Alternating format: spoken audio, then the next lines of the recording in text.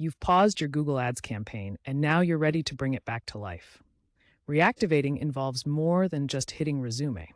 Think of it as a restart button, an opportunity to optimize. First, access your Google Ads dashboard and go to the Campaigns tab. Select the paused campaign. It'll have a paused status. Simply click Resume.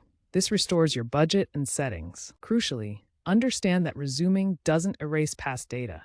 It picks up where it left off. Ensure your account has sufficient funds and an active payment method to avoid immediate repausing. Now, for the crucial part, review and quality assurance, QA.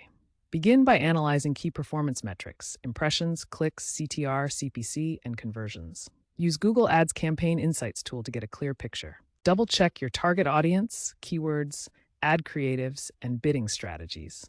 Stricter policies mean even campaigns paused for short periods need ad compliance checks. Review your budget and ad scheduling.